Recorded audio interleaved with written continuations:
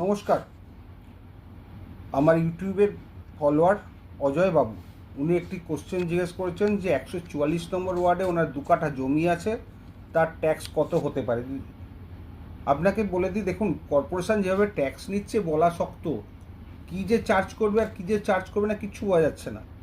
তারা নিজেরাই হিসেব জানে না, যা পারছে করে যাচ্ছে। খালি জমির ট্যাক্স মারাত্মক বেশি, এটুকু আপনাকে বলে দিতে পারি।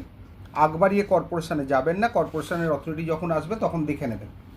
কারণ যেভাবে ট্যাক্স ওরা বাড়াচ্ছে, মানে কল্পনা করা যায় না, অকল্পনীয় যাকে বলে। আর খালি জমিতে তো কথাই নেই। তবে এইটুকু বলতে পারি যে খালি জমির ট্যাক্স কিন্তু প্রচণ্ড বেশি। মানে দেখলেন হয়তো 2007 থেকে যা চার্জ করবে, 17 থেকে যেটা চার্জ করবে আজ অবধি 10 বছরের, সেটা দেখলে হয়তো জমির দামের থেকেও বেশি হয়ে যেতে পারে। মানে অবিশ্বাসীয়, অকল্পনীয় চার্জ হচ্ছে। টিএমসি গভর্নমেন্ট এটা করে গেছিলেন সম্ভবত আমাদের মতো লোকেদের উচ্ছেদ করার জন্য কলকাতা থেকে। কিন্তু এইভাবে কেউ ট্যাক্সের স্ট্রাকচার করে?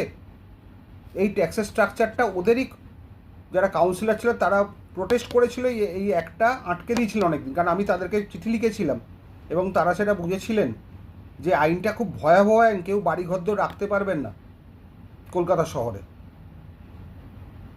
মানে আপনি যদি কাউকে ধরুন 200 স্কোয়ার ফিট ঘর ভাড়া দেন, আপনি যতটা না ভাড়া পাবেন তার থেকে বহুগুণ আপনাকে ট্যাক্স দিতে হবে।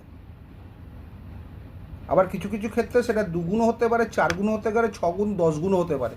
যদি আপনি অফিস দেন এক রকম, যদি গোডাউন দেন আরেক রকম, যদি দোকান দেন আরেক রকম।